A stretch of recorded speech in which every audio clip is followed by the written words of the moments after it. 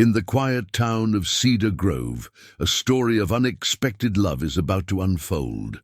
Frank Harrison has spent 40 years fixing everything that breaks, from farm equipment to family heirlooms, earning a reputation as the most trustworthy mechanic in 3 counties. But when a stranded woman's luxury car breaks down outside his workshop on a stormy night, he has no idea he's about to meet Elizabeth Chase, America's most enigmatic billionaire, who's secretly been searching for something money can't buy: genuine love. What follows is the extraordinary tale of how a humble widower's simple act of kindness would challenge everything a jaded billionaire thought she knew about love, and how true wealth isn't measured in dollars, but in the capacity of one's heart. The ancient cash register chimed softly as Frank Harrison counted the day's earnings, his weathered fingers moving with practiced precision over the worn keys. The brass machine, now more of a museum piece than a business tool, still contained his late wife Martha's last entry from 15 years ago, a simple oil change for old Mrs. Peterson's Buick. He never had the heart to clear it. Rain drummed steadily against the workshop's corrugated metal roof, creating a symphony that had accompanied his work for 4 decades. The familiar scent of motor oil, rubber, and that peculiar mix of metals that only mechanics know filled the air. Tonight's storm was picking up, sheets of water cascading down the large windows that faced Main Street, transforming the evening traffic's headlights into abstract watercolors. Time to close up shop, Frank muttered to himself, a habit he'd developed since Martha's passing. His day had started at sunrise, as it always did, with 3 oil changes, a transmission flush for the Anderson boys' pickup truck, and a mysterious rattling that turned out to be nothing more than a loose heat shield on Sarah Miller's Honda. Simple fixes for honest problems.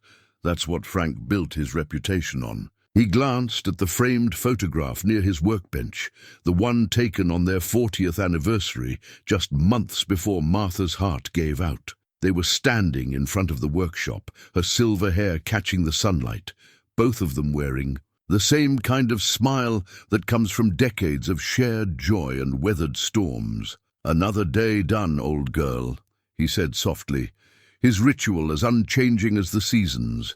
The fluorescent lights hummed overhead as Frank began his end-of-day routine. Tools that had seen thousands of repairs were methodically cleaned and returned to their designated spots in the pegboard wall. Each wrench, socket, and screwdriver had its place, a system Martha had insisted upon years ago that had served him well. "A place for everything, and everything in its place," she used to say, her voice still clear in his memory. Just as he was hanging up his well-worn blue workshirt, the distinctive sound of an engine in distress caught his attention. Frank paused, head tilted slightly, years of experience allowing him to diagnose problems just by their sound. This one was different. A purring engine with an undertone of trouble that spoke of European engineering and expensive tastes. Through the rain-streaked windows, he could make out the sleek silhouette of a vehicle that cost more than his annual income. Its headlights cut through the storm like liquid gold, illuminating the Harrison's Auto Repair sign that had hung above his door since 1983. The car rolled to a gentle stop, its engine smooth idle, now punctuated by that telling irregularity. That had caught his expert ear. Frank sighed, glancing at the clock that read 7:45 p.m. The sign clearly showed they closed at 7:30, but in 40 years he'd never turned away someone in need. Martha would have his hide if he started now. With practiced movements, he reached for his workshirt and slipped it back on, buttons fastened by muscle memory, as he watched a figure emerge from the luxury car, silhouetted against the stormy night. The car door opened with the kind of precision-engineered whisper that spoke of German craftsmanship, and out stepped a woman who seemed distinctly out of place in Cedar Grove. She moved with graceful efficiency, opening a sleek black umbrella against the rain. Her clothes were simple, but spoke volumes to those who knew how to listen. A cashmere sweater in soft grey, tailored dark pants, and boots that had never seen manual labor. Around her wrist, a delicate silver bracelet caught. The workshop's fluorescent light, its subtle sparkle, betraying its true value to those who knew better. Frank reached the door just as she did, unlocking it with an apologetic smile. "Evening, ma'am. Heard your engine from inside. Timing's a bit off, if I'm not mistaken." The woman's eyes widened slightly, a flash of genuine surprise crossing her features. You could tell that just from the sound. Her voice was warm, cultured, but carried an undertone of weariness that didn't match her polished exterior. 40 years of listening to engines talk," Frank replied, stepping aside to let her in. "They all have their own way of telling you what's wrong. Name's Frank Harrison." He extended a hand, then quickly withdrew it, noticing the traces of grease still under his nails despite his end-of-day cleanup, but she surprised him, reaching out to shake his hand anyway. "Elizabeth," she said simply, her grip firm and unpretentious. "Elizabeth Chase, though most people just call me Liz." She glanced around the workshop with unexpected interest, her eyes lingering on the organized tools, the worn but well-maintained equipment, the decades of history evident in every corner. "Beautiful car you've got there," Frank commented, moving toward the entrance where her vehicle sat gleaming under the workshop lights. 2023 Mercedes Maybach S680, if I'm not mistaken. Don't see many of those around here. Elizabeth's eyebrow arched slightly. "You know your cars. Had to learn the new ones along with the old. World doesn't stop changing just because we get comfortable." Frank pulled on a clean shop coat, his movements measured and precise. "Mind if I take a look?" "Please," she said, watching as he approached her car with the reverence of someone who truly appreciated fine engineering. "I was on my way to Portland when it started making that sound. My usual mechanic is in Seattle, but—" She trailed off, something in her voice suggesting the story was more complicated than a simple mechanical issue. Frank popped the hood with practiced ease, his eyes scanning the immaculate engine compartment. The silver bracelet on Elizabeth's wrist caught his attention again as she moved closer to observe, simple in design, but with the kind of craftsmanship that reminded him of the watches his grandfather used to repair. Something about it nagged at his memory, like a familiar face in a crowd he couldn't quite place. "Ah, there we go," he muttered, his flashlight beam illuminating the engine compartment. "Timing belt tensioners starting to give. Not dangerous yet, but it's good you stopped. These engines, they're like fine watches. Every part has to work in perfect harmony." Elizabeth moved closer, and Frank noticed how she didn't shy away from the engine like most luxury car owners did. There was something different about her, something that didn't quite match the stereotype of wealth he'd encountered in his decades of work. Then again, he'd learned long ago not to judge books by their covers. "Can you fix it tonight?" she asked, genuine concern in her voice rather than the impatience he often heard from stranded travelers. Frank shook his head slowly. "Parts this specialized, I'd have to order them. Could have them by tomorrow afternoon. There's a nice B&B just down the street. Martha's sister runs it. I could give her a call if you'd like." Elizabeth seemed to consider this for a moment, her fingers absently touching the silver bracelet. "That would be very kind, thank you." She paused, looking around the workshop again. "You've been here a long time, haven't you, Mr. Harrison?" "Frank, please. And yes, ma'am. Opened this place with my wife Martha in '83. She's gone now, but—" He gestured to the photograph on his workbench. "She's still here in all the ways that matter."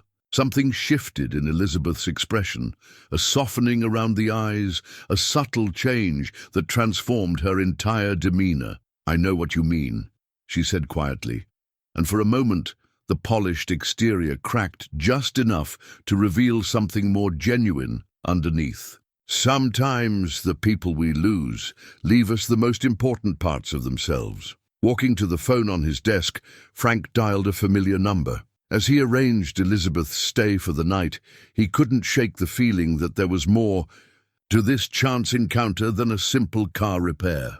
Martha would have said it was destiny. She always did believe that nothing in life happened purely by accident. Dawn painted Cedar Grove in hues of gold and pink as Frank unlocked the workshop's front door. He'd arrived earlier than usual, drawn by both professional pride and an inexplicable eagerness to tackle the Mercedes repair.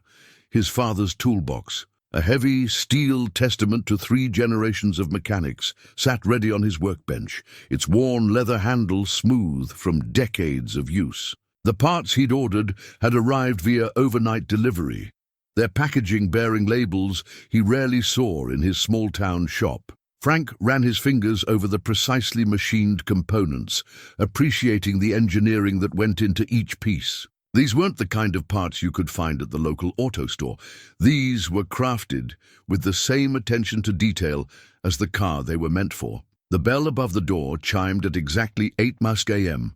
Elizabeth entered, carrying 2 cups of coffee from Marie's diner across the street.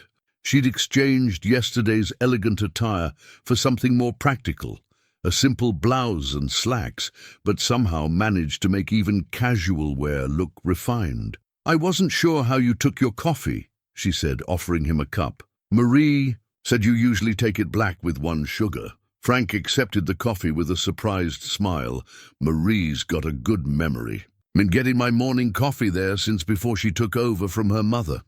He took a sip, appreciating the familiar taste. "You're up early." "Couldn't sleep much," Elizabeth admitted, her eyes drawn to the newly arrived parts on his workbench. "Old habits, I suppose. In my line of work, early mornings are the norm." "What line of work is that?" Frank asked casually, though he noticed how she seemed to choose her next words carefully. "Investment management, mostly. Helping companies grow." She picked up one of the parts, examining it with unexpected familiarity. "This is the tensioner assembly?" Frank nodded, increasingly intrigued by this woman who could identify German auto parts as easily as she wore designer clothes. "You know your engines." "My father was a mechanic," she said softly, placing the part back down. "Before everything else, before the business. He always said understanding how things work was the first step to building anything worthwhile." Frank retrieved his creeper from beneath the workbench. "Sounds like a wise man." He paused, then added, "Would you like to see how it all goes together? Most folks prefer to wait in the office, but something tells me you might appreciate the process." Elizabeth's face lit up with genuine enthusiasm. "I'd like that very much." For the next few hours, Frank walked her through the repair, explaining each step as he worked. He found himself impressed by her questions. They weren't the casual inquiries of someone merely being polite, but the pointed questions of someone who understood mechanics and genuinely wanted to learn more. "Hand me that 10mm socket?" he asked at one point, and she reached into his father's toolbox without hesitation, selecting the correct tool first try. Frank raised an eyebrow. "Muscle memory," she explained with a small smile. "Dad's shop was a lot like this one. He had a toolbox just like that, Craftsman, 1960s model, with the leather handle and brass latches." As Frank worked, he shared stories of his own father, of learning the trade at his knee, of the satisfaction that came from fixing things others might have given up on. Elizabeth listened intently, occasionally offering her own memories of time spent in her father's shop, though Frank noticed she kept the details vague, as if carefully editing her responses. The morning passed quickly, their conversation flowing as smoothly as the repair work. When Frank finally closed the hood with a satisfying click, he felt an unexpected twinge of regret that the job was finished. "Good as new," he announced, wiping his hands on a shop rag. "Maybe even better, considering the quality of these parts." Elizabeth ran her hand along the car's elegant lines, her expression thoughtful. "How much do I owe you?" Frank named his standard rate, adding the cost of parts with no markup. Something about charging her extra didn't sit right with him, regardless of her obvious wealth. She wrote a check without hesitation, but lingered after he handed her the keys. "I really appreciate you taking the time to explain everything," she said. "It's been nice remembering these things, remembering him." Frank nodded, understanding perfectly. Sometimes the best way to honor their memory is to keep doing the things they taught us to love. Elizabeth's fingers found her silver bracelet again, a gesture Frank had noticed she made when deep in thought. "Would you mind if I came back sometime? The car could probably use a regular maintenance schedule, and I find myself in this area more often than I used to." "Shops open Monday through Saturday," Frank replied, trying to ignore the way his heart lifted at the prospect. "Though I'd recommend calling ahead if you're coming from Seattle."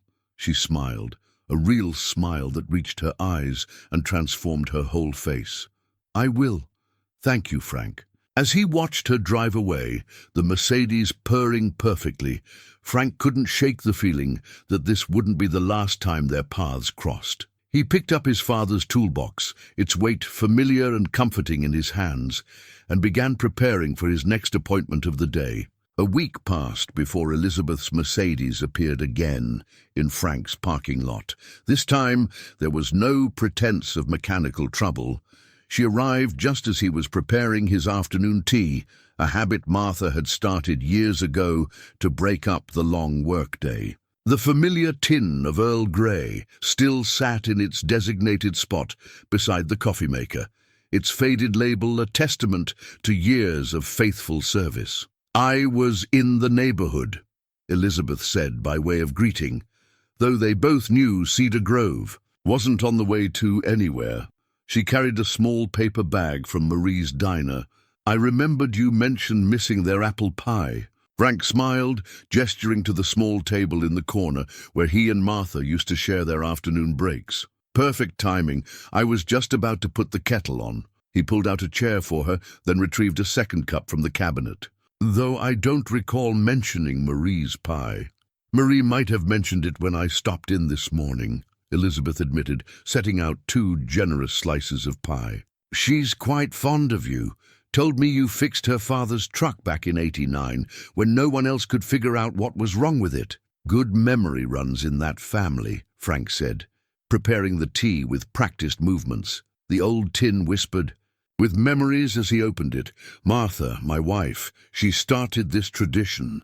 Said every good mechanic needs a proper tea break. Picked up the habit during her childhood in England." Elizabeth accepted the steaming cup with a grateful nod. "My mother was British too. She always said you could solve any problem over a proper a cup of tea." She paused, inhaling the familiar aroma. "This is Earl Grey, isn't it? The good kind with the bergamot. Martha's favorite.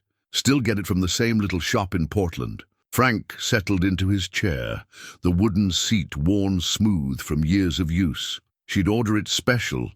Said the supermarket stuff wasn't quite right." "She sounds like she was quite a woman," Elizabeth said softly, her eyes drawn to the photograph. On the wall, Martha in her garden, surrounded by her prized roses. And that she was. Frank took a thoughtful sip of tea.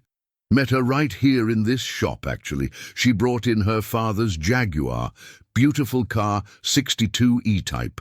Said every mechanic in Portland had given up on it." He chuckled at the memory. "Took me 3 weeks to get it running right, but she came by every day to check on the progress.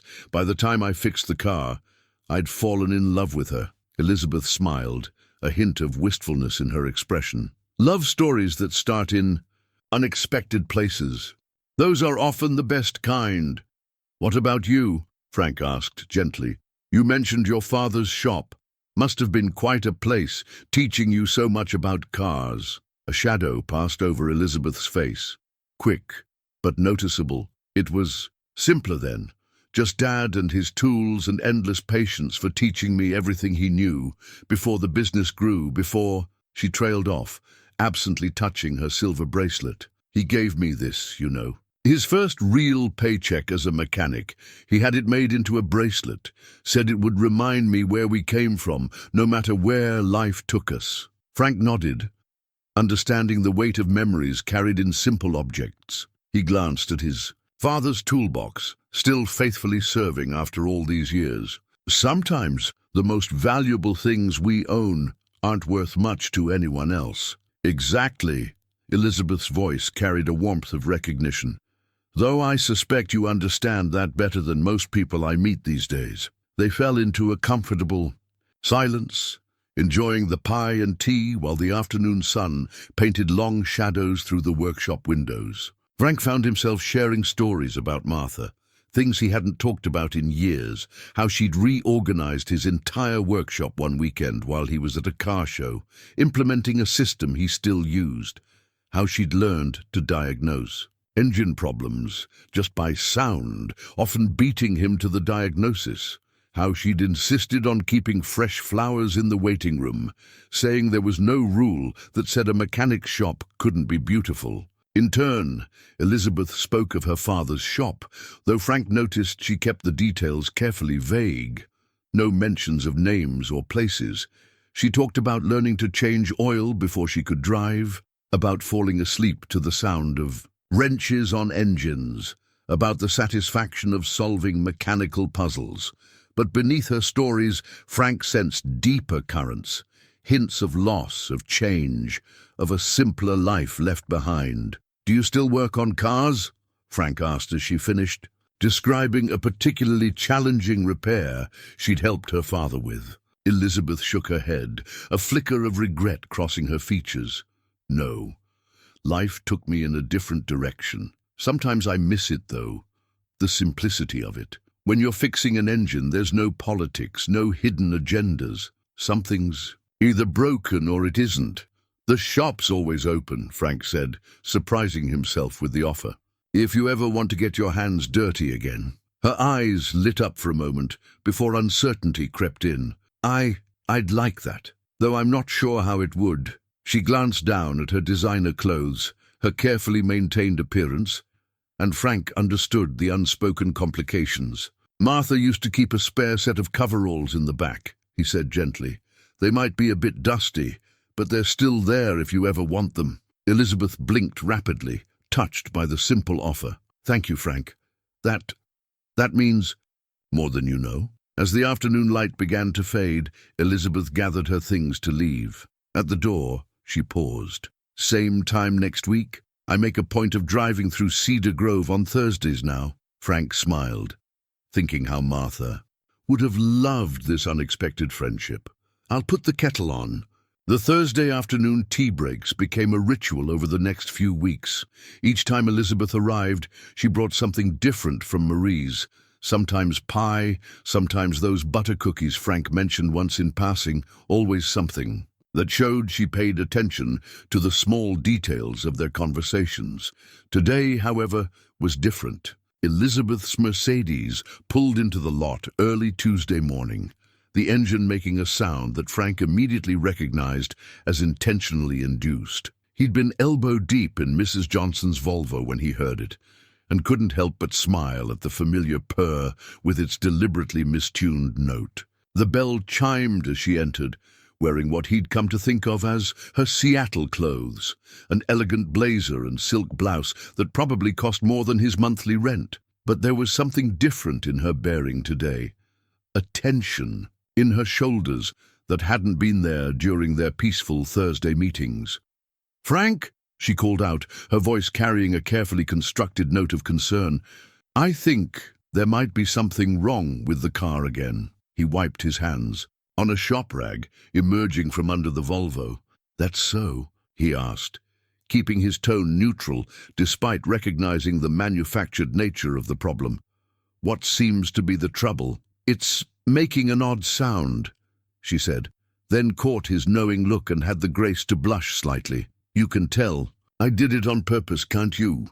Frank chuckled, reaching for his father's toolbox out of habit. "Lady, I've been fixing cars longer than you've been alive, though I'll give you credit, that was a pretty convincing imitation of a loose belt tensioner." Elizabeth's shoulders relaxed slightly, and she perched on his workbench in a way that seemed at odds with her formal attire. "I needed an excuse to come by, though I suppose I could have just—" She trailed off, her fingers finding that silver bracelet again. "Could have just stopped by to say hello," Frank suggested gently, noting how she seemed to be wrestling with something.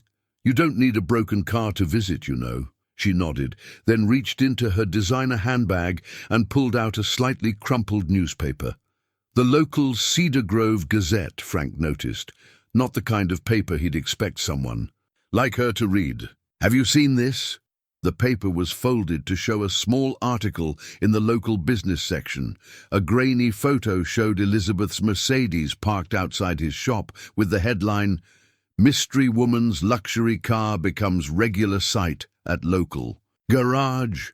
Frank adjusted his reading glasses, scanning the article. It was mostly harmless local gossip, speculating about the wealthy visitor who kept returning to Harrison's auto repair. The kind of small-town story that usually filled the pages between church announcements and high school sports scores. But he could see why it might concern Elizabeth. Small towns, he said, folding the paper carefully. People notice things, like to talk. Martha used to say it was Cedar Grove's favorite indoor sport. Elizabeth stood, pacing in a small circle. It's not just that. She paused, choosing her words carefully. There are people who watch for stories like this. People who might recognize me, even from a grainy photo. I needed to tell you, to warn you that things might get complicated. Frank set the paper aside, studying her face. Because of who you are. Yes. She stopped pacing, meeting his eyes directly. I should have been more honest from the start. My name really is Elizabeth Chase, but I'm also... Frank held up a hand, stopping her. You don't have to explain. Whatever it is, whatever complications it brings, that's your business. In here, you're just Elizabeth, who likes Earl Grey and knows her way around an engine. That's enough for me. She blinked rapidly, and Frank pretended not to notice the moisture in her eyes. But if people start asking questions, then I'll tell them the truth. That you're a customer who appreciates good mechanical work and decent tea. He smiled, reaching for the familiar tin on the shelf. Speaking of which, it's a bit early, but I could use a break from Mrs. Johnson's Volvo. Join me. The tension in Elizabeth's shoulders eased further as she watched him prepare the tea with his usual care. When he handed her a cup, her fingers brushed his slightly, and he felt how cold they were despite the warm spring day. Thank you, she said softly, and Frank knew she wasn't just talking about the tea. You know, he said, settling into his usual chair. Martha always said that running away from who you are is like trying to fix an engine with the wrong parts. Eventually something's going to give. Elizabeth sipped her tea thoughtfully. Your wife was a wise woman. That she was. Frank watched as Elizabeth's fingers found her bracelet again and decided to take a chance. There's something else bothering you, isn't it? She nodded slowly. The board of directors. They're having a meeting next week. About me. About certain decisions I've been making lately. She gestured vaguely at herself at the shop around them. About not being what they expect me to be. Frank considered this, stirring his tea. Sounds to me like their problem, not yours. If only it were that simple. Elizabeth's smile was tinged with sadness. Sometimes I think about my father's shop, how clear everything was back then. Fix what's broken, charge a fair price, do good work. When did life get so complicated? Life's always complicated, Frank said, thinking of Martha, of all the decisions and changes they'd faced together. We just get better at handling it, or at least at pretending we can. They sat in comfortable silence for a while, the familiar scent of Earl Grey mixing with the workshop's usual aromas of oil and metal. When Elizabeth finally stood to leave, her composure was restored, though Frank noticed she clutched the teacup, a moment longer than necessary before setting it down. Same time Thursday, he asked, keeping his tone casual. She nodded, some of the warmth returning to her eyes. I wouldn't miss it. And Frank, thank you for understanding. As he watched her drive away, Frank picked up the newspaper again, studying the grainy photo more carefully. There was something familiar about Elizabeth's posture, the way she carried herself, that nagged at his memory. But he folded the paper and tucked it away, respecting her privacy even in his own thoughts. Cedar Grove had always run on two kinds of currency, money and gossip. By the time June rolled around, Frank's regular Thursday visitor had become the town's favorite topic of speculation. Marie's diner buzzed with theories about the mysterious woman in the Mercedes, each regular customer adding their own embellishments to the story. Dad? Sarah Harrison's voice cut through Frank's concentration as he worked on a stubborn brake line. His daughter stood in the workshop doorway, holding a copy of the Seattle Times business section. Her expression carried the same worry he'd seen when Martha first got sick, a daughter's concern for her aging father. "Sarah, honey, wasn't expecting you until Sunday dinner." Frank straightened up, his knees protesting the movement. At 68, some things weren't as easy as they used to be. "I thought we should talk sooner." She laid the newspaper on his workbench next to his father's toolbox. "About your friend." The photo on the business page showed Elizabeth at some corporate event, looking every inch the powerful CEO she was. The headline read, "Chase Industries CEO's Small-Town Mystery. Board questions leadership focus." "Ah," Frank said simply, cleaning his hands with a shop rag. "So that's what she was worried about. Dad, do you have any idea who she is?" "Elizabeth Chase isn't just some random customer. She's worth billions. Chase Industries is one of the largest technology companies in the world." Sarah's voice carried a mix of awe and apprehension. "What's she doing coming to your shop every week?" Frank considered the photograph. Elizabeth looked different in it. Polished, remote, wearing the kind of corporate armor he'd never seen during their tea breaks. "Having tea," he said finally, "talking about cars, remembering her father." "Dad, be serious." Sarah ran a hand through her hair, a gesture so like her mother it made Frank's heart ache. "People like her, they always have angles, agendas. What if she's trying to buy the shop? Or, I don't know, what if it's some kind of reality TV thing?" "Sarah Catherine Harrison." Frank used her full name, something he hadn't done since she was a teenager. "Your mother raised you better than to judge people you don't know." "I'm just worried." Sarah's voice softened. "After Mom, you've been alone so long. I don't want to see you get hurt." Frank picked up his father's toolbox, its familiar weight grounding him. "You know what your grandfather used to say? Judge people by how they treat those who can't do anything for them." First time Elizabeth came in, she shook my greasy hand without hesitation. Didn't care about getting her expensive clothes dirty. "She knows more about engines than half the mechanics I've trained." "But why here? Why you?" "Because here she's just Elizabeth." Frank smiled, remembering their conversations over tea. No board meetings, no shareholders, no expectations. Just a mechanic's daughter who misses her dad's workshop. Sarah looked unconvinced. "The whole town's talking.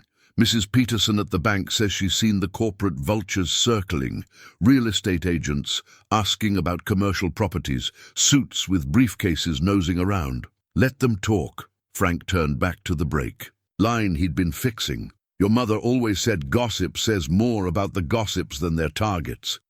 Just be careful, okay?" Sarah touched his arm gently.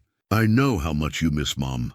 Sometimes when we're grieving, we can be vulnerable." Frank straightened up again, looking his daughter in the eye.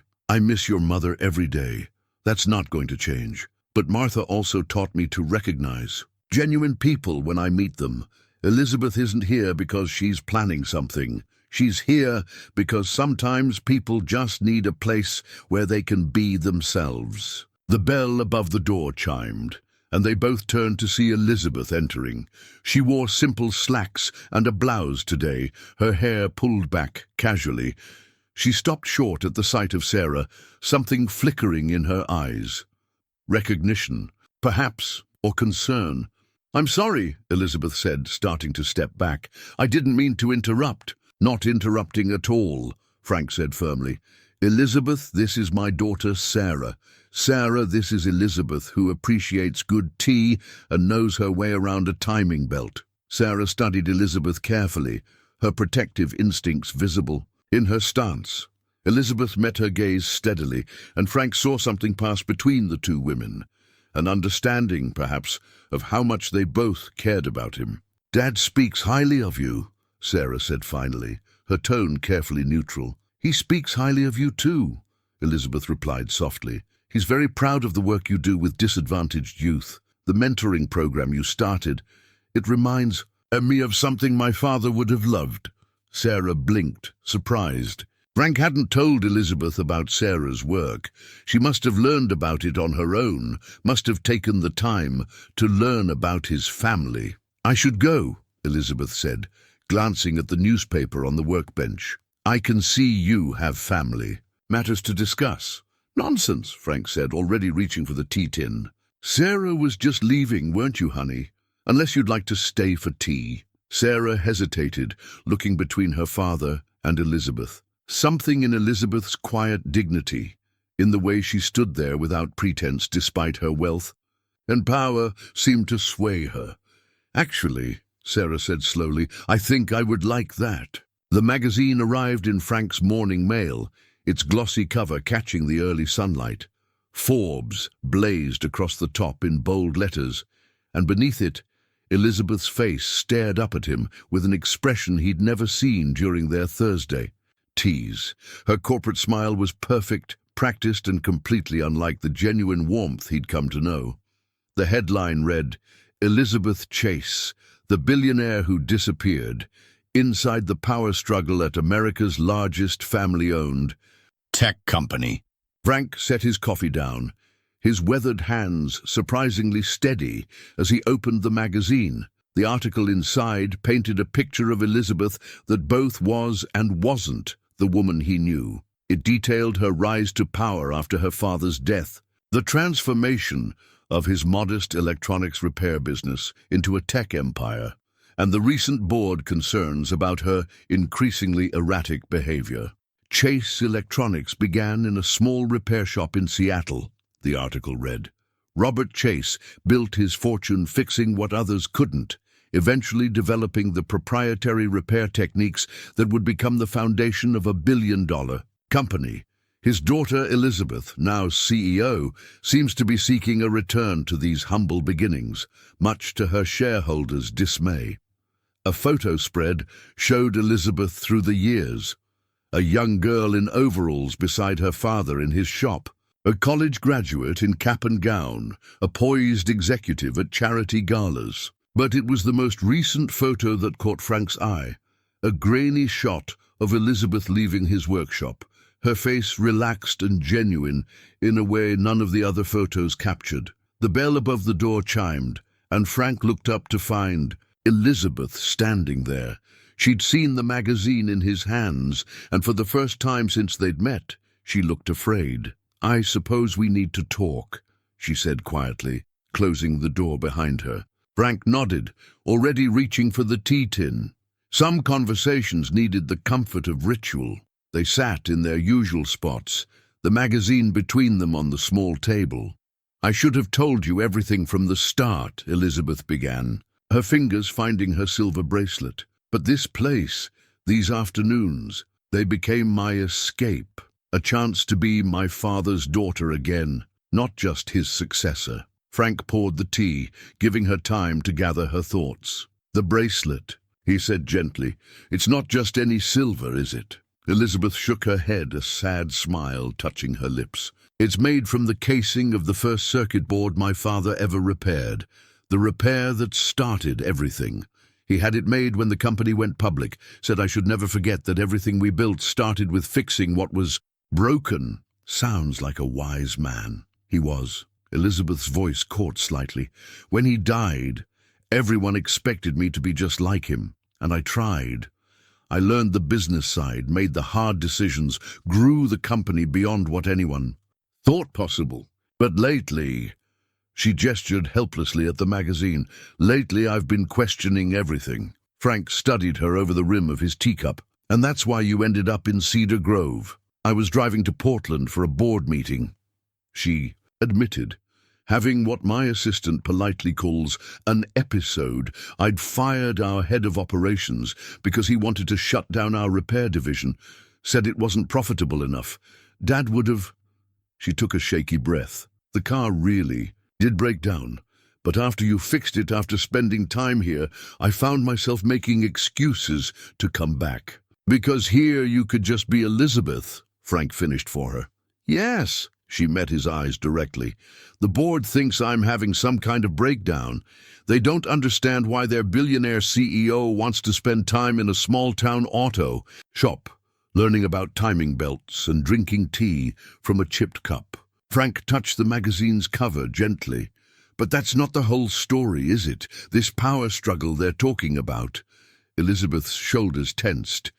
They want to take the company in a different direction. Planned obsolescence, proprietary. Parts that can only be serviced at authorized centers. Prices that would make repairs more expensive than buying new. Her voice hardened. Everything my father stood against. He believed in fixing things, in teaching people to understand and maintain their possessions, not treating them like disposable commodities. And these Thursday visits started as an escape, became something more. Elizabeth looked around the workshop, her eyes lingering on the organized tools, the worn but well-maintained equipment. Being here, talking with you, it reminded me of everything Dad taught me, of who I really am, underneath all the corporate armor. Frank was quiet for a moment, considering. Then he stood, walked to his workbench and returned with a small, worn manual. First thing my father taught me about fixing cars, he said, placing the book between them. You have to understand how all the parts work together. One broken piece affects the whole machine. Elizabeth picked up the manual. Its pages soft with age and use. Frank, You're not just Elizabeth Chase, CEO, he said gently. You're not just Robert Chase's daughter either. You're both, and maybe it's time to stop trying to be one or the other. Tears welled in Elizabeth's eyes as she traced the manual's worn cover. The board meets next week. They're voting on whether to remove me as CEO. Then maybe it's time to show them how all the parts work together. Frank reached across the table, his calloused hand covering hers. Your father built something amazing from a repair shop, but you're the one who has to decide what it becomes next. Elizabeth gripped his hand tightly, drawing strength from his steady presence. Outside, Cedar Grove went about its business, unaware of the moment of truth unfolding in a humble auto shop on Main Street. After Elizabeth left, Frank found himself alone in the workshop with thoughts as tangled as an engine without a diagram. The evening sun cast long shadows through the windows, making the familiar space feel somehow different. He pulled out Martha's old photo album from the bottom drawer of his desk, its leather cover worn smooth by years of handling. What would you make of all this, old girl? He murmured, turning pages until he found their wedding photo. Martha stood radiant in her simple dress, grease still under her nails from the emergency repair she'd insisted on doing that morning. Customer needed to get to his daughter's graduation, she'd said. Some things matter more than perfect wedding. Photos. The sound of footsteps on gravel drew his attention. Through the window, he saw two men in expensive suits examining his building, making notes on tablets. The reality of Elizabeth's world was beginning to seep into his, and Frank wasn't sure how he felt about that. He reached for his father's pocket watch, another family heirloom that had seen him through difficult times. Its steady ticking had always helped him think clearly. As he held it, he remembered Elizabeth mentioning her father had the same model, one of those small coincidences that seemed more significant now. The phone rang, startling him from his reverie. Sarah's number flashed on the caller ID. "Hi, honey," he answered, already knowing why she was calling. "Dad, have you seen the news? Elizabeth Chase is trending on every business channel. They're saying she's having some sort of breakdown, spending time in small towns, avoiding board meetings." Sarah paused. "They showed pictures of your shop." Frank watched the suits outside, taking photos of his building. "I suppose they did. Why didn't you tell me? When we had tea together, you must have known who she was." "Because it wasn't my secret to tell." Frank closed the photo album gently. "And because the Elizabeth I know is more than those headlines." "But Dad, she's a billionaire. People like that. They live in a different world. Whatever's happening, here it can't be what you think it is." Frank thought about the way Elizabeth's hands moved confidently over engines, how she quoted his own father's repair mantras without realizing it, how her eyes lit up when she talked about fixing things instead of replacing them. Maybe that's the problem, Sarah. Everyone's so busy telling her who she has to be, they've forgotten to let her be who she is. "I'm worried about you," Sarah said softly. "The media circus, the corporate politics. This isn't your world, Dad." "No," Frank agreed, watching the suits get into their luxury SUV. "But it isn't really hers either. She's just gotten better at pretending it is." After hanging up, Frank walked to his workbench and picked up the manual he'd shown Elizabeth earlier. Its pages fell open to a diagram his father had annotated decades ago. "Remember, every machine is just parts working together. When something's broken, find out why before you start fixing." The bell chimed again, and Frank looked up to see Elizabeth in the doorway. She wore her corporate armor now, designer suit, perfect makeup, hair elegantly styled. But her eyes were red-rimmed, and her silver bracelet caught the evening light as her hands trembled slightly. "I shouldn't have come," she said before he could speak. "The media's watching everything I do now. Being here, it'll just make things worse for both of us." Frank set down the manual. "Is that what you believe, or what they've told you to believe?" "Frank, you don't understand. My world, it's all about perception, about power plays and strategic moves. I can't drag you into that." She gestured at the SUV pulling away outside. "They're already digging. They'll twist this into something ugly. Use it against me at the board meeting." "Maybe," Frank said calmly. "That's exactly why you should be here." Elizabeth blinked, thrown off balance by his response. "What? Your father built his company on fixing things, right? On understanding how they work and making them better?" Frank picked up his father's watch. "You told me once that he gave you that bracelet to remind you where you came from. Maybe it's time to remember why he did that." Tears welled in Elizabeth's eyes. "The board, the shareholders, they'll never understand." "Then make them understand." Frank held out the watch. "Look familiar?" Elizabeth took it with trembling hands. It's the same as Dad's. Hamilton, 1956. Her fingers traced the worn case. "He used to time repairs with his. Said a good mechanic always knows how long a job should take. Martha used to say, 'There are no coincidences, only signs we're too blind to see.'" Frank gently closed her fingers around the watch. "Take it. Use it at the board meeting." "Frank, I couldn't. Your father believed in fixing things. So did mine." "So do I." He met her eyes steadily. "Maybe that's why you found your way here. Not to hide from who you are, but to remember who you want to be." Elizabeth clutched the watch tightly, her corporate facade cracking. "I'm scared," she whispered. "For the first time since Dad died, I found somewhere I could just be me. If I lose the company, lose his legacy." "A legacy isn't just what we inherit," Frank said softly. "It's what we choose to do with it."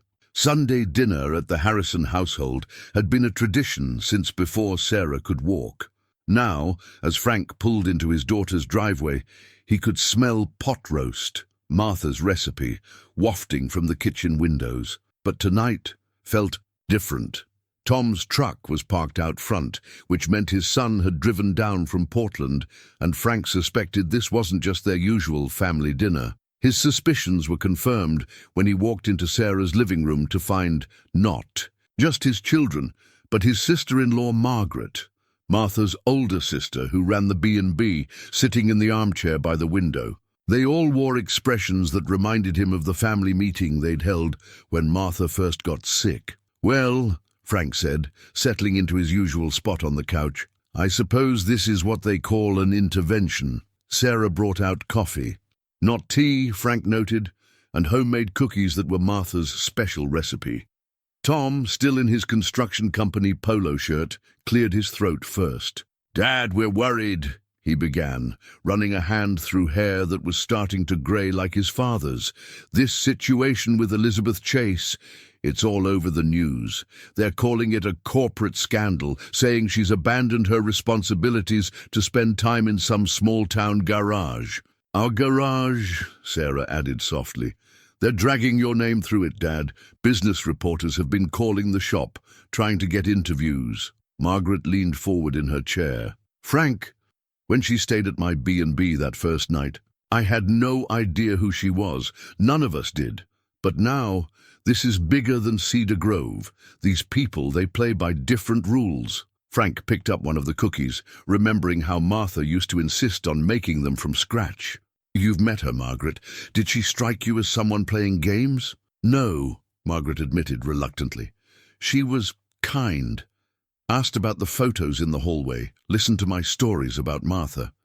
Even helped me carry linens upstairs when she saw me struggling with the basket. The morning news shows are speculating about your relationship, Tom said, his protective instincts evident in his tone. They're trying to make it seem inappropriate. Frank couldn't help but chuckle. Son, I'm a widower who drinks tea and talks about cars with a friend on Thursday afternoons.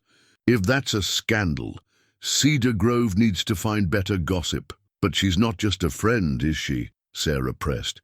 The way you look at each other. Dad, are you falling for her? The question hung in the air, heavy with implications. Frank thought carefully before answering, remembering the way Elizabeth's eyes lit up when she talked about her father's shop, how her hands moved with such confidence over engines, how she remembered every story he told about Martha. Your mother, he said finally, taught me that love isn't about what people have or who they're supposed to be. It's about who they are when all those things are stripped away. Dad, Tom started, but Frank held up a hand. Elizabeth Chase might be a CEO worth billions on paper, but in my shop, she's just a mechanic's daughter who misses her father and believes in fixing what's broken. He looked at each of their concerned faces. Just like I'm not just your father, or Martha's widower, or Cedar Grove's mechanic, we're all more than the labels people give us. Sarah wiped at her eyes and Frank saw Martha in the gesture. We just don't want you to get hurt. When your mother died, Frank said gently, she made me promise to keep my heart open. Said love wasn't like an engine. You can't just replace parts and expect it to run the same. Margaret stood suddenly, walking to her purse and pulling out a faded photograph. She handed it to Frank wordlessly. It showed two young women in the front of a small bookshop, Martha and Margaret in their 20s, before either had married. The media descended on Cedar Grove like a summer storm, sudden, overwhelming, and impossible to ignore. Frank arrived at his shop Tuesday morning to find 3 news vans parked across the street, their satellite dishes reaching toward the sky like mechanical flowers. Reporters clutched coffee cups from Marie's diner, their casual poses betraying their intent observation of his workshop's front door. Inside, the phone rang constantly. Frank had disconnected it after the 5th call from a morning show producer, but he could still hear his cell phone buzzing in his pocket. The screen showed another unfamiliar number. Probably another reporter who'd somehow gotten his personal contact information. He was halfway through his first oil change of the day when Marie herself appeared, carrying his usual morning coffee and wearing an expression of protective concern. They've been asking questions all morning, she said, setting the coffee on his workbench.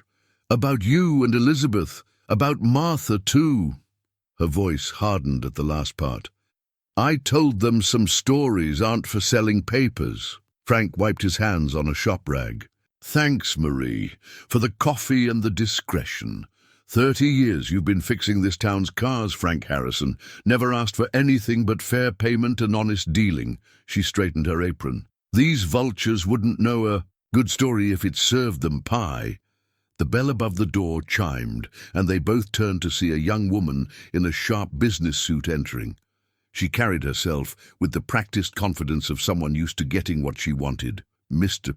Harrison, Jessica Chen from the Wall Street Journal. She extended a manicured hand that Frank politely declined to shake, showing his oil-stained fingers. We're doing a piece on Elizabeth Chase's unconventional behavior. Her connection to your shop has become quite the talking point in financial circles. Before Frank could respond, his phone buzzed again.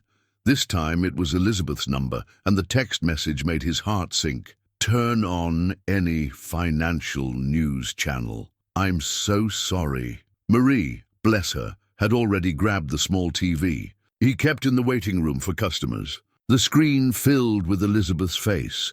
Not the Elizabeth he knew, but the corporate CEO version, standing at a podium surrounded by microphones. Sources suggest Ms. Chase's recent behavior, including regular visits to a small-town auto Repair shop indicates a concerning departure from her responsibilities as CEO, a commentator's voice declared. The board of Chase Industries has called an emergency meeting to address what some are calling a crisis of leadership.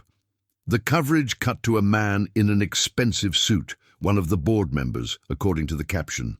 While we respect Ms. Chase's personal life, her recent actions raise questions about her commitment to shareholder value.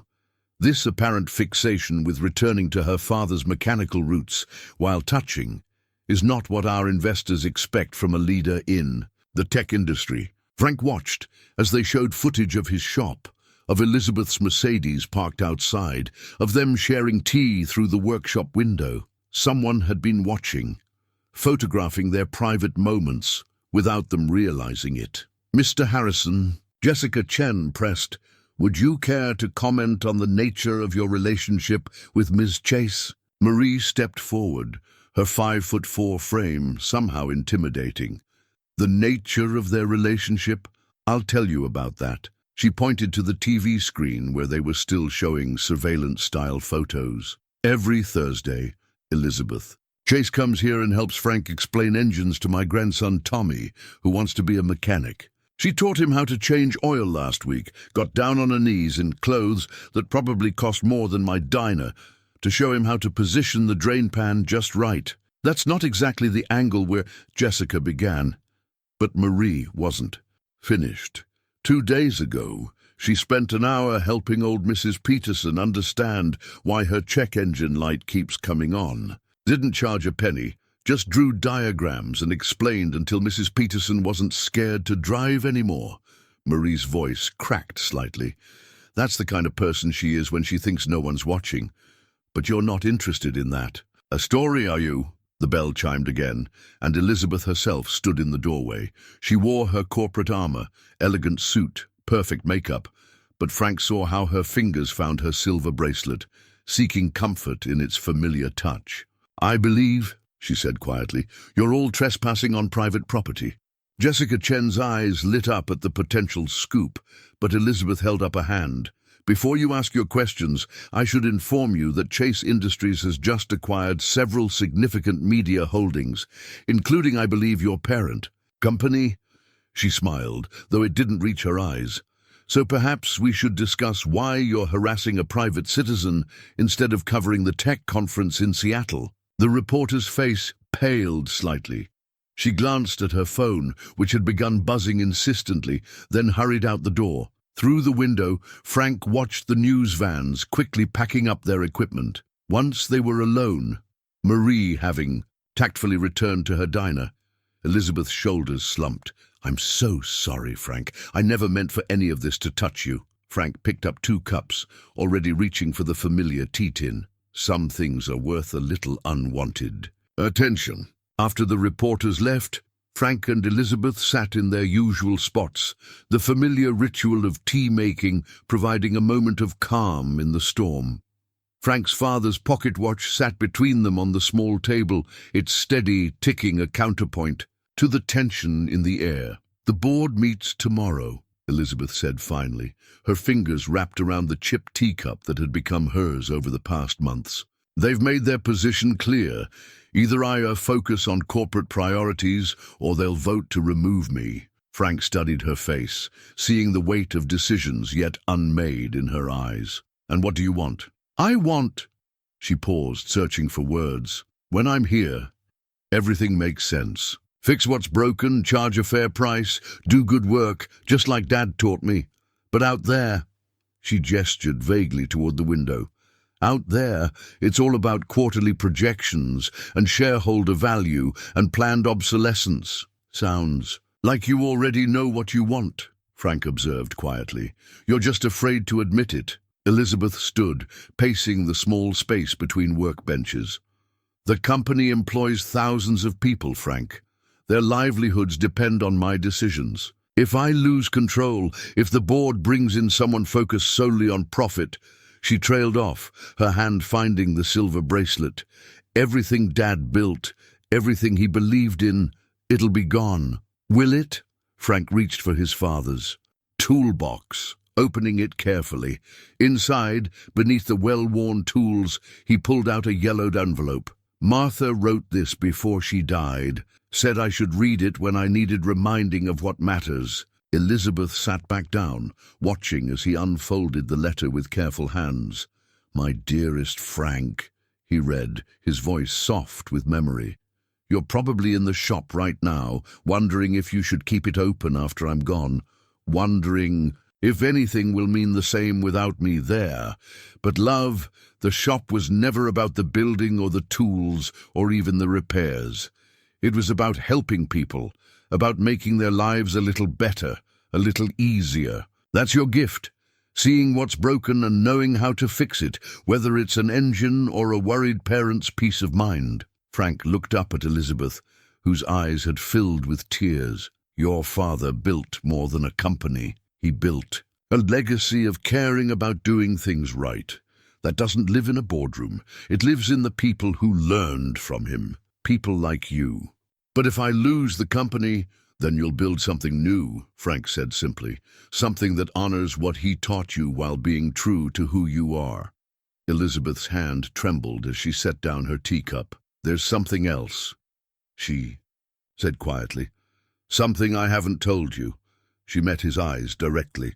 I'm not just here because of the company or my father's memory or even the peace I find in fixing engines.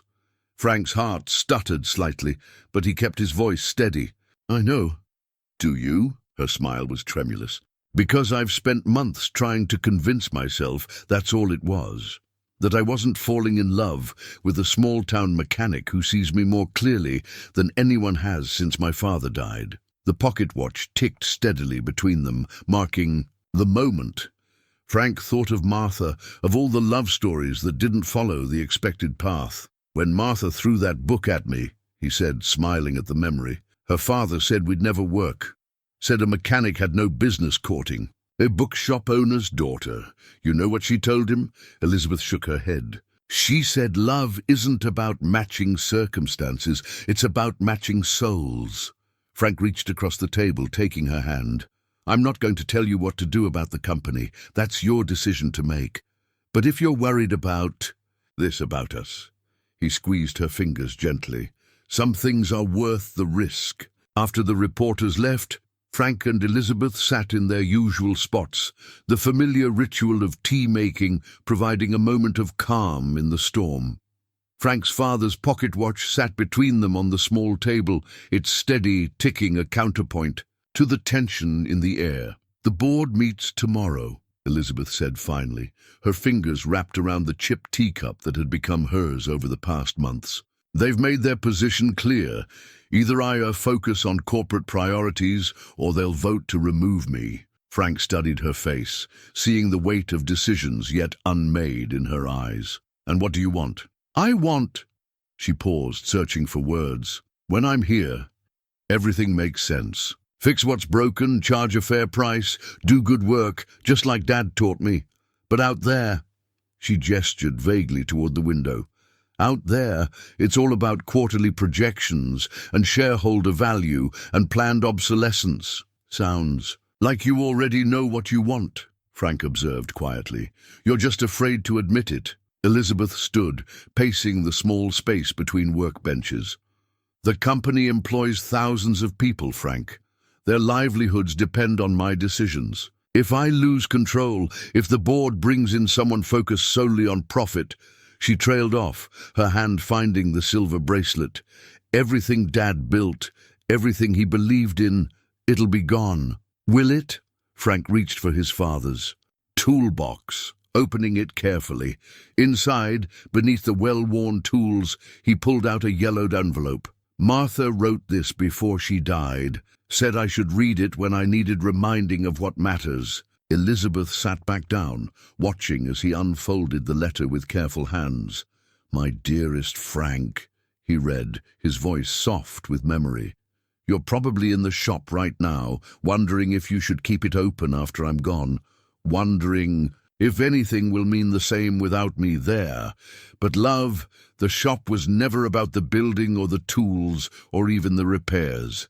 It was about helping people, about making their lives a little better, a little easier. That's your gift. Seeing what's broken and knowing how to fix it, whether it's an engine or a worried parent's peace of mind. Frank looked up at Elizabeth, whose eyes had filled with tears. Your father built more than a company. He built a legacy of caring about doing things right. That doesn't live in a boardroom. It lives in the people who learned from him. People like you. But if I lose the company, then you'll build something new, Frank said simply. Something that honors what he taught you while being true to who you are. Elizabeth's hand trembled as she set down her teacup. There's something else, she said quietly. Something I haven't told you. She met his eyes directly.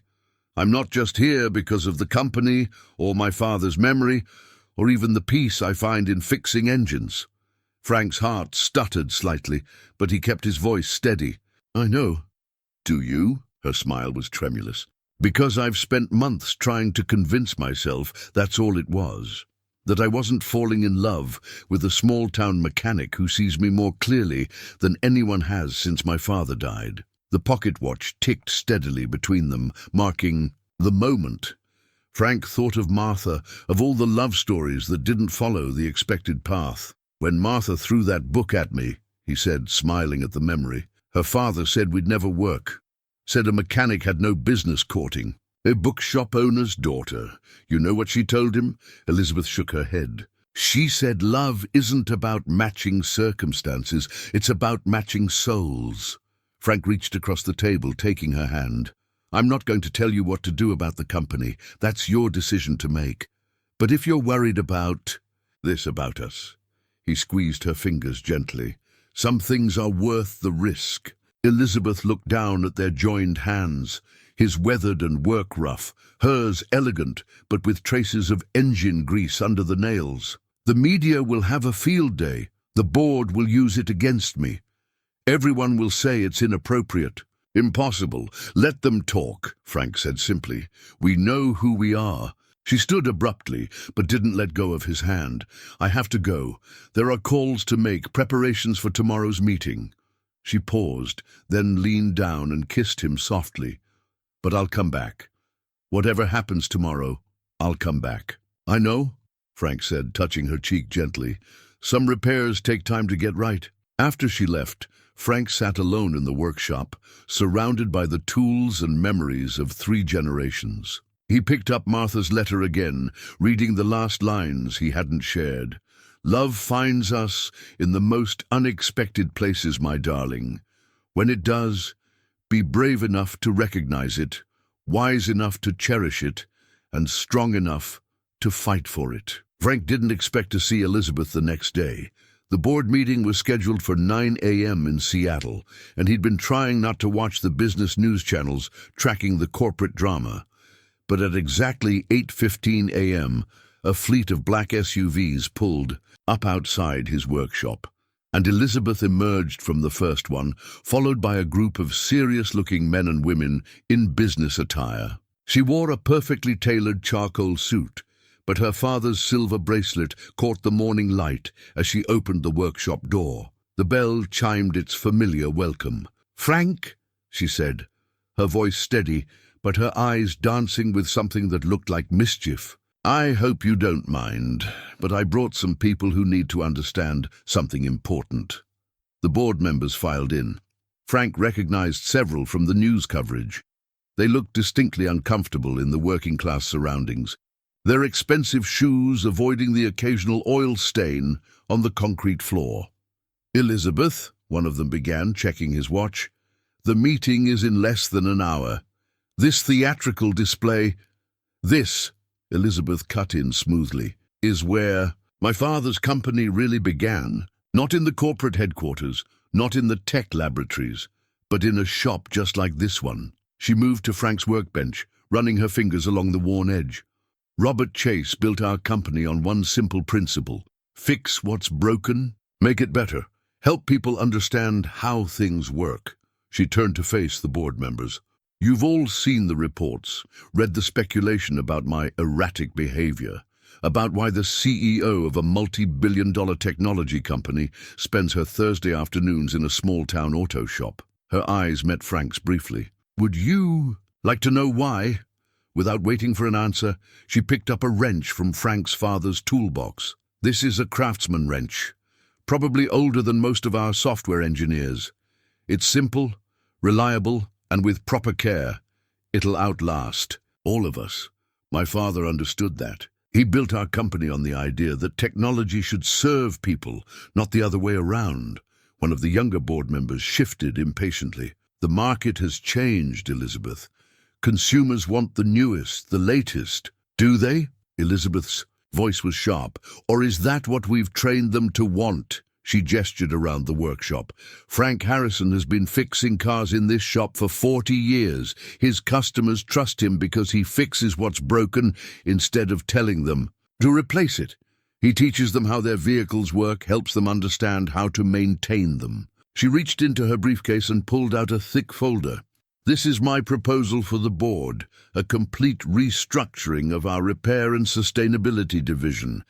Training centers in communities across the country, partnerships with local mechanics, a return to my father's original vision, but updated for the modern age. The shareholders, another board member started, will see increased profits from repair services, customer loyalty programs, and sustainable technology initiatives. Elizabeth's smile was confident now. I've run the numbers. We'll create more jobs, reduce electronic waste, and build customer relationships that last generations instead of product cycles. She moved to stand beside Frank. I've spent the past months remembering who I am, not just my father's daughter or a CEO, but someone who believes in fixing what's broken, whether it's a car engine, a company's direction, or... She glanced at Frank, her eyes softening, a heart that needed to remember how to love. The board members exchanged glances, clearly thrown off script. The oldest among them, a man who'd served with Elizabeth's father, stepped forward. Robert always said the true measure of success wasn't in the balance sheets, he said slowly. It was in the lives we improved. He looked around the workshop, taking in the organized tools, the walls lined with thank you cards from customers, the worn but well-maintained equipment. Perhaps we've forgotten that. Elizabeth pressed her advantage. I'm announcing the first initiative today, the Robert Chase Memorial Technical Training Program. We're starting here in Cedar Grove. She nodded to Frank, with a master mechanic who exemplifies everything my father believed in. Frank felt his heart swell with pride and love for this remarkable woman who'd found a way to bridge her two worlds. The board members were looking around the workshop with new eyes, seeing not a small-town garage, but the seeds of something larger. The meeting starts in 20 minutes, the youngest board member pointed out. Elizabeth smiled, touching her father's bracelet. Actually, it started the moment we walked in here. The vote is simple. Do we want to lead the industry in sustainable technology and community investment, or do we want to be just another company selling disposable dreams? As the board members filed out, looking thoughtful, Elizabeth hung back. Frank touched her hand gently. You never mentioned this plan, he said. Because I needed to remember who I was first, she replied softly. You helped me do that. She squeezed his fingers. The training program. Will you help me build it? Frank looked around his workshop, thinking of all the young people who'd asked him about apprenticeships over the years, all the skills that were becoming rare in a world of replacement parts. On one condition, he said, pulling her close. We do it together, not as CEO and mechanic, but as partners. Elizabeth's answer was a kiss that tasted of promise and motor oil and possibility. The board's vote had been unanimous, though Frank suspected it had more to do with Elizabeth's passionate presentation in his workshop than any corporate strategy. Now, 2 weeks later, he watched as she knelt beside Tommy, Marie's grandson, showing him how to properly position a jack under an old Chevrolet. Remember, Elizabeth was saying, her designer slacks collecting garage dust, always check twice before you get under any vehicle. Safety isn't just about protecting yourself, it's about respecting the work.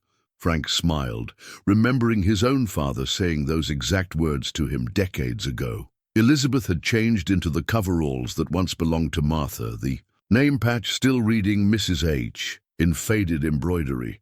She wore them with the same confidence she showed in board meetings, though her silver bracelet still caught the light as she moved. "Like this?" Tommy asked, positioning the jack carefully. "Perfect." Elizabeth grinned. "Now what's our next step?" "Jack stands," Tommy announced proudly. "Because we never trust just the jack." Frank approached them, carrying 3 cold sodas from the small fridge in the corner. "Taking a break?" Elizabeth accepted the drink gratefully, wiping sweat from her forehead, and leaving a smudge of grease that made her look impossibly endearing. "Just finished teaching Tommy about proper lifting points. He's a natural, just like his teacher," Frank said softly, watching as Tommy carefully positioned the jack stands with focused determination. The workshop had taken on new life since Elizabeth's announcement. The old storage room was being converted into a classroom space, and applications for the first training program were already flooding in. But more than that, there was an energy in the air, a sense of possibility that reminded Frank of when he'd first opened the shop with Martha. "What's next?" Tommy asked eagerly, standing up and brushing off his knees. Elizabeth glanced at Frank, a silent question in her eyes. He nodded, reaching into his pocket for a small key. "Well," she said, moving to the workbench, "I think it's, time you learned about diagnostic tools." She unlocked the bottom drawer and pulled out a tablet in a heavy-duty case. "This is a prototype from Chase Industries' new line of repair technology. It connects to any vehicle's computer system, but instead of just giving you error codes, it teaches you what they mean and how to fix them." Tommy's eyes went wide as Elizabeth powered up the device. The screen came to life with detailed 3D diagrams and step-by-step tutorials. "This is amazing, but isn't this stuff usually just for big dealerships?" "Not anymore," Elizabeth said firmly. "My father believed that understanding how things work should be accessible to everyone. We're changing that part of the industry too." Frank watched as she guided Tommy through the basics of computer diagnostics, seamlessly blending old-school mechanical knowledge with modern technology. She had a natural gift for teaching, something he'd noticed during their own conversations about engines and repairs. The bell chimed, and Sarah walked in carrying a paper bag from Marie's. "Thought you might need lunch," she said, then paused at the sight of Elizabeth in Martha's coveralls. For a moment, Frank held his breath, but his daughter's face softened into a smile. "Mom would have loved this," Sarah said quietly to Frank as they watched Elizabeth and Tommy huddle over the diagnostic tablet, seeing her coveralls being used to teach again. "She would have loved Elizabeth," Frank replied, certain of this truth. "They share the same spirit, fixing things, helping people learn, making the world a little better, one repair at a time." Elizabeth looked up then, catching their conversation. Something in her eyes told Frank she understood the weight of wearing Martha's coveralls, of carrying on this legacy of teaching and care. "Tommy," she called, "why don't you show Sarah what you've learned about lift points?" "Frank, I could use your help with something in the classroom." As they walked to the back room, Elizabeth took Frank's hand. "I've been thinking," she said, "about what you said about being partners." She pushed open the door to reveal walls, newly lined with educational posters, proper tool usage, safety procedures, diagnostic flows. "What if we made it official?" "Official?" Frank raised an eyebrow. "The training program needs a name," she said, her fingers finding her bracelet. "What do you think about Harrison and Chase Technical Institute?" Frank looked around the room, seeing not just a classroom, but a future. One where the skills his father taught him, the care Martha showed to every customer, and the vision Elizabeth's father had for accessible technology all came together. "I think," he said, pulling her close, "that sounds like a pretty good legacy for both our families." Through the door, they could hear Tommy excitedly explaining Jack Stand safety to Sarah, his voice carrying the same passion Frank had heard in his own father's teaching, in Martha's patient explanations, in Elizabeth's careful instructions. "We're really doing this," Elizabeth said, half statement, half question. Frank kissed her softly, tasting coffee and promises and the future. Together, he confirmed, every step of the way. The idea had been growing in Frank's mind for weeks, taking shape like an engine slowly being rebuilt. He'd started the project in secret, working late after Elizabeth left each evening, carefully crafting something that would speak to both their hearts. It began with a simple observation. Elizabeth always touched her father's silver bracelet when she was thinking deeply or feeling emotional. The gesture was so natural, so unconscious, that Frank doubted she even realized she did it. That's when he knew how he wanted to propose. The ring took him 3 weeks to make. He used parts from significant moments in their story.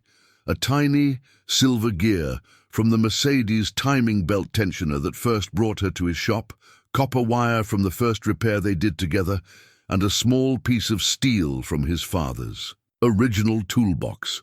Each component was carefully shaped, polished, and integrated into a design that looked both industrial and elegant. The diamond came from Martha's original engagement ring, something Sarah had pressed into his hand one Sunday dinner with tears in her eyes, saying, "Mum would have wanted this." He set it in a way that made it look like it was being held by the mechanical elements, supported but not overwhelmed by them.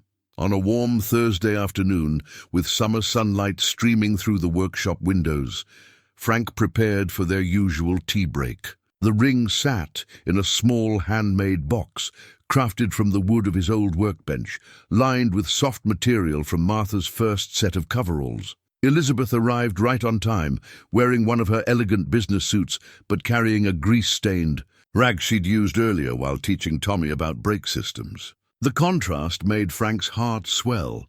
She had found a way to be both versions of herself, seamlessly integrating the corporate leader with the mechanic's daughter. "You've got that look," she said as she entered, smiling knowingly.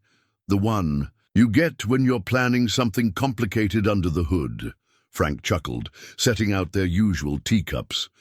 "Maybe I am." He gestured to her usual chair. "Sit with me." She settled into her spot, but her eyes narrowed slightly at his nervous energy. "Frank, is everything all right?" "More than all right," he said, reaching for the tea tin. But instead of their usual Earl Grey, he pulled out a different container, one he'd had Margaret's special order from England. "Remember telling me about the tea your mother used to serve, the one from that little shop in Yorkshire?" Elizabeth's eyes widened as she recognized the distinctive tin. "How did you—" "Margaret has her ways," Frank smiled, preparing the tea exactly as Elizabeth had once described her mother making it. "Got me thinking about traditions, about how we carry pieces of the people we love with us." He set her cup down, watching. As she inhaled the familiar aroma, her fingers automatically finding her father's bracelet. The gesture gave him courage. "You know," he said softly, "your father built his company on fixing things. My father taught me that understanding how things work is the first step to making them better. And Martha, she showed me that love isn't about what's proper or expected. It's about what's real."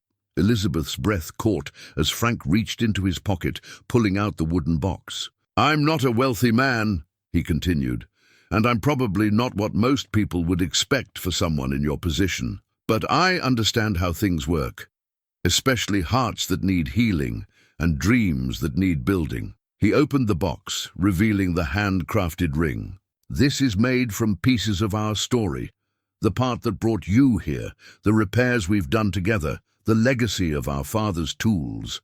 The diamond was Martha's. Sarah thought she'd want it to be part of whatever love story came next." Tears welled in Elizabeth's eyes as she took in the intricate design, recognizing each component and its significance. "Frank, I love you, Elizabeth Chase," he said simply. "Not the CEO, not the billionaire, but the woman who lights up when she solves a mechanical puzzle, who wears coveralls with the same grace as designer suits, who understood that sometimes fixing a broken heart is like fixing an engine. It takes time, patience, and the right tools." He took her hand gently. "Will you marry me? Build this life we're creating together. Teach these kids how to fix what's broken, and maybe show the world that love, like the best engineering doesn't care about social boundaries. Elizabeth touched the ring with trembling fingers, tracing the familiar components that had been transformed into something new and beautiful. You made this? Every piece?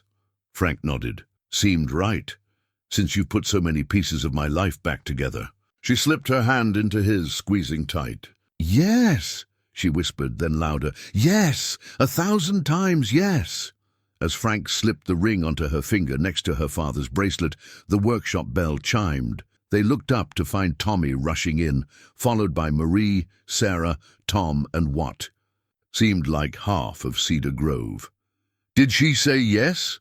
Tommy demanded, practically bouncing with excitement. Can I tell everyone now? Elizabeth laughed through her tears, holding up her hand to show the ring. Was everyone in on this? Small towns. Frank smiled, pulling her close. Can't keep a good secret for long. Marie was already setting out pie and coffee. Sarah was hugging them both, and through the window Frank could see reporters starting to gather.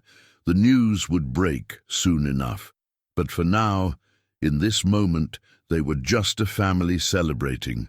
Love in a workshop that had seen 3 generations of fixing what was broken and making it better. The headlines broke within hours of their engagement.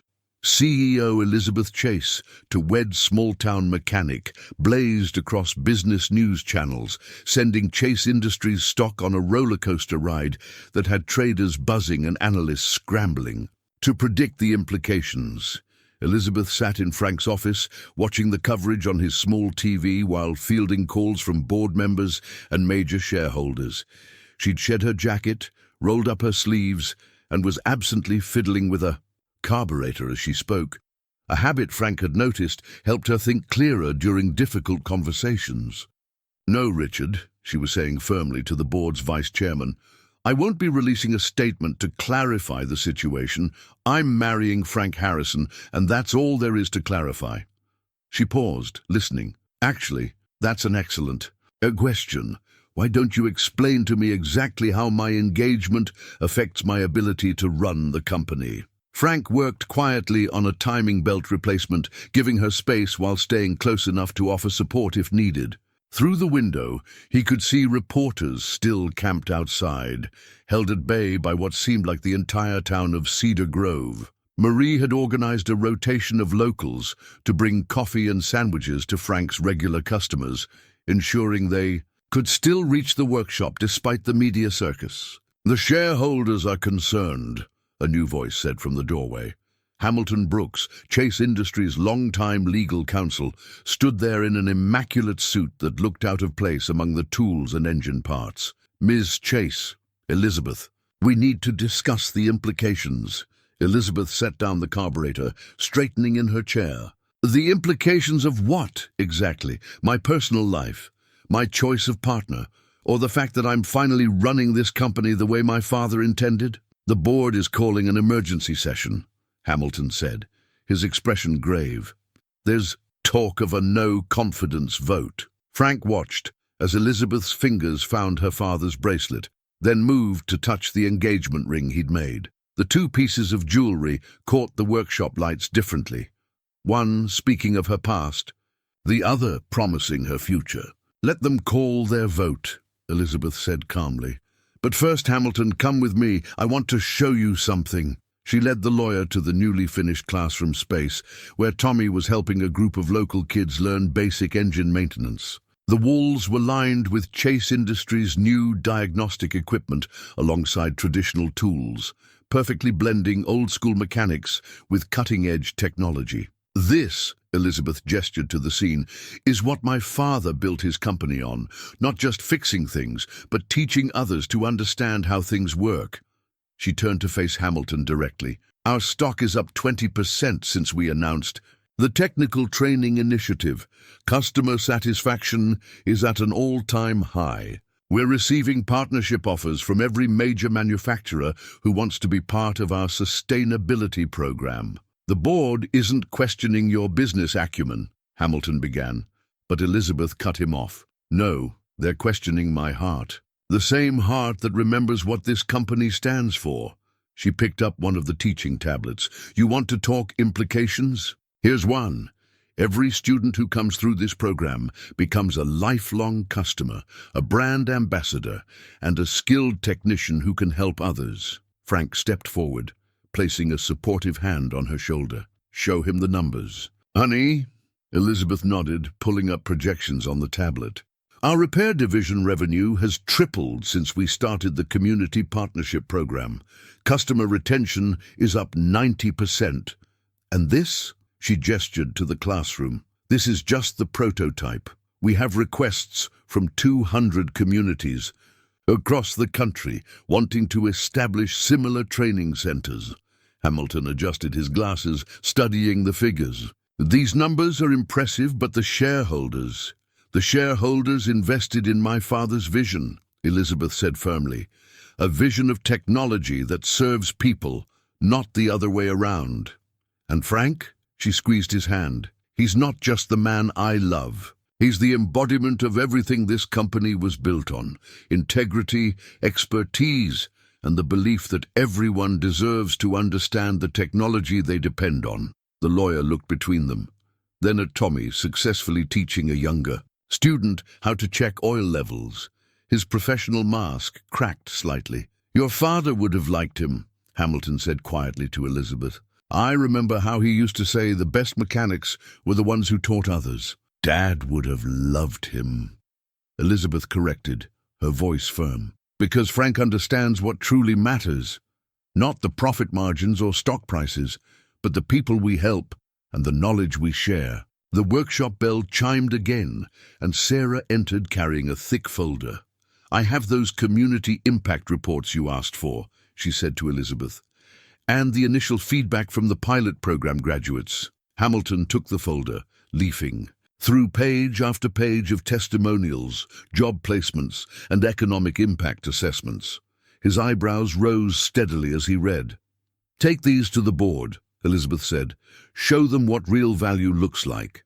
And tell them this, I'm not choosing between my company and my heart. I'm finally bringing them into alignment, just like Dad always wanted. After Hamilton left, Frank pulled Elizabeth close. You okay? She nodded against his shoulder. For the first time in years, I'm more than okay. I'm exactly where I'm supposed to be.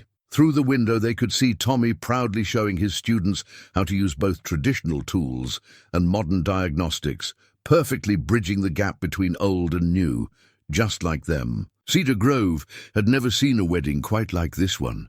The town square bloomed with flowers, Elizabeth's corporate assistant working in perfect harmony with Marie and the local garden club to create arrangements that somehow married elegance with small-town charm. Like everything else about their relationship, the wedding preparations became a bridge between two worlds. The workshop remained open, though more customers came to offer congratulations than to request repairs. Elizabeth had insisted they keep their regular schedule, including their Thursday tea breaks. Today, she sat in her usual spot, going over seating arrangements while Frank tinkered with a vintage radio he'd been restoring. The board wants to sit at the corporate table, she said, frowning at the chart. But that puts them far from the local mechanics who've been helping with the training program. Frank glanced up from his work. So mix them up. Your father used to say the best way to understand something is to sit with the people who know it best. Elizabeth's face lit up. That's perfect. We'll alternate. One board member, one mechanic. They'll have to talk to each other. She made notes with the same precision she used when marking repair diagrams, though I'm not sure how Chairman Phillips will feel about sitting next to Tommy. Tommy can explain the new diagnostic software better than half their tech team, Frank chuckled. Might do them some good. The bell chimed, and Sarah entered carrying 2 garment bags. Final fittings, she announced, and Mom's alterations specialist said she's never seen anything quite like this. Elizabeth's wedding dress was a masterpiece of unconventional design. The elegant silk was complemented by subtle mechanical elements. Tiny gears embroidered along the hem, a pattern of interlocking circles that echoed engine timing marks, and delicate metalwork that incorporated both her father's bracelet design and elements of Frank's proposal ring. Frank's suit was similarly unique, with cufflinks crafted from restored car parts and a pocket square patterned with tiny wrenches. The overall effect was a perfect blend of sophistication and authenticity, much like the couple themselves. "It's perfect," Elizabeth breathed, touching the dress gently. "Just like your mother's alterations room, Frank." Sarah found all her old notes about proper measurements and custom fittings. "She always said clothes should tell a story." Sarah smiled, misty-eyed. "I think she'd love this story." The workshop. Door opened again, this time admitting Tom with an armful of blueprints. "The stage design for the square is ready. We figured out how to incorporate Dad's toolbox and Elizabeth's first repair manual into the display."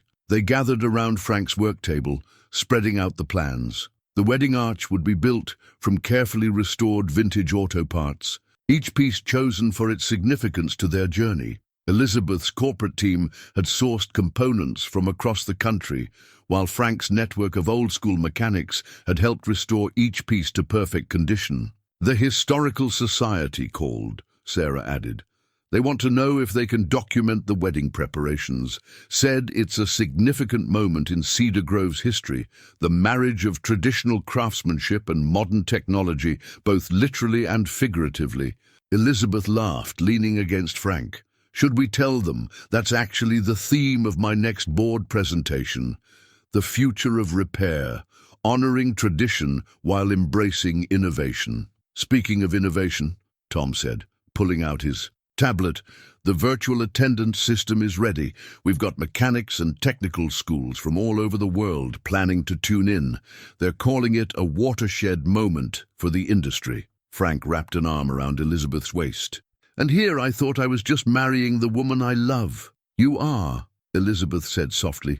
"Everything else is just good engineering." The afternoon sun slanted through the workshop windows, catching the diamond in Elizabeth's ring and sending rainbow refractions dancing across the walls. The light also illuminated the changes in the shop.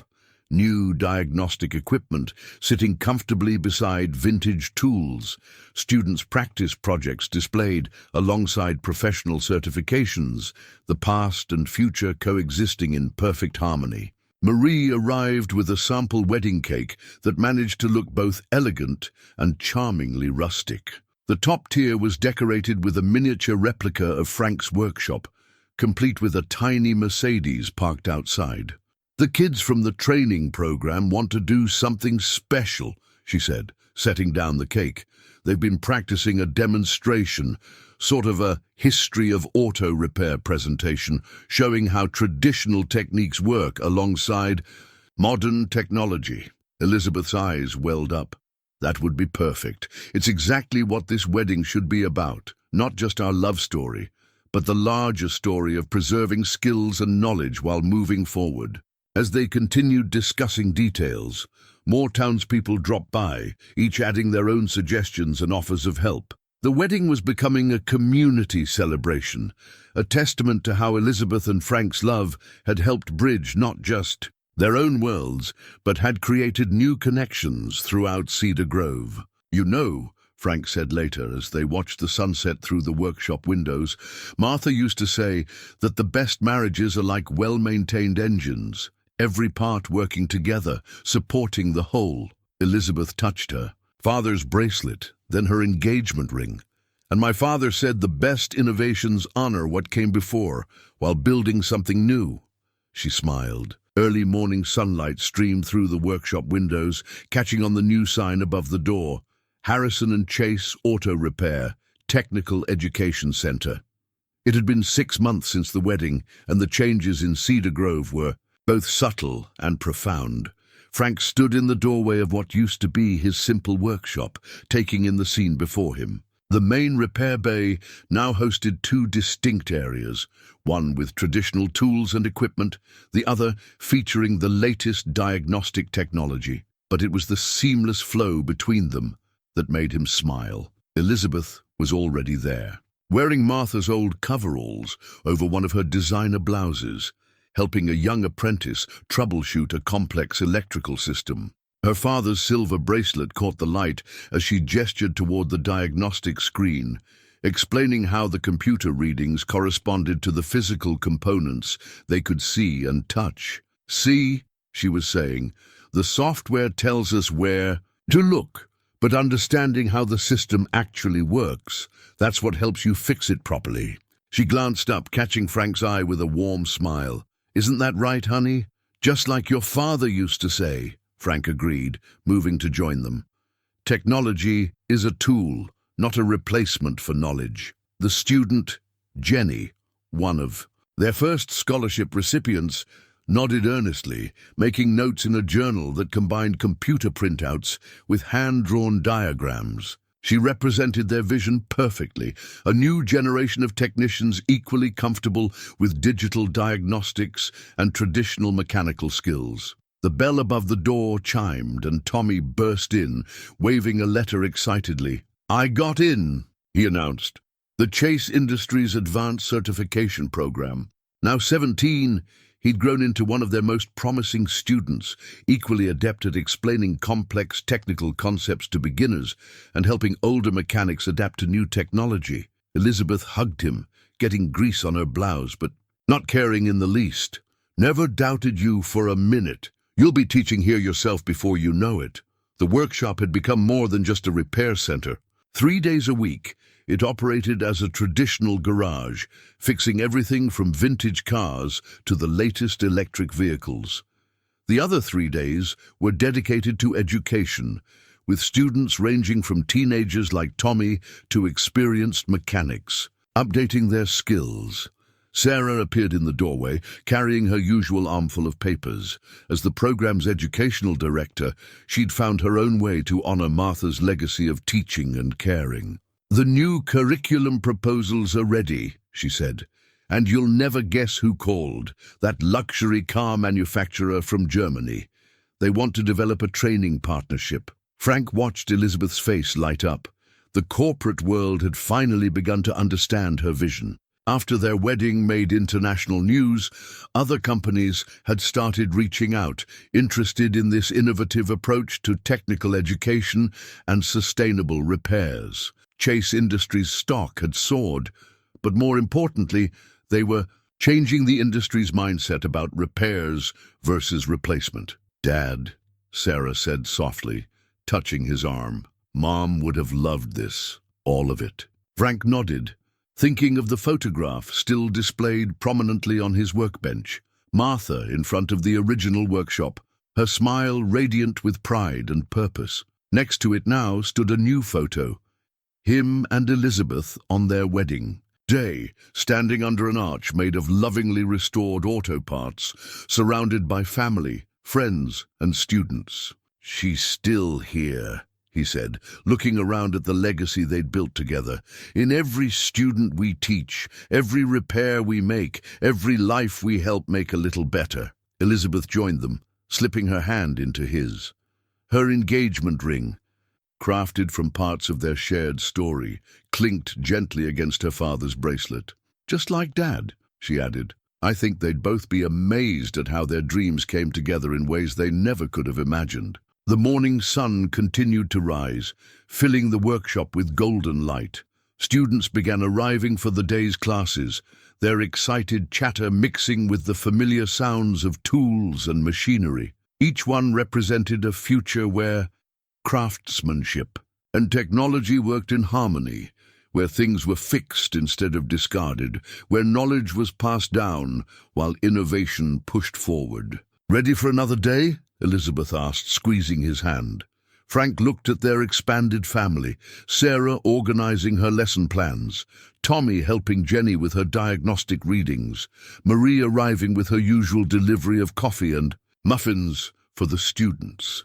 He thought about the journey that had brought them here, about love that crossed boundaries and healed hearts, about legacies honored and renewed. "You know what Martha used to say," he smiled, reaching for their shared tea tin.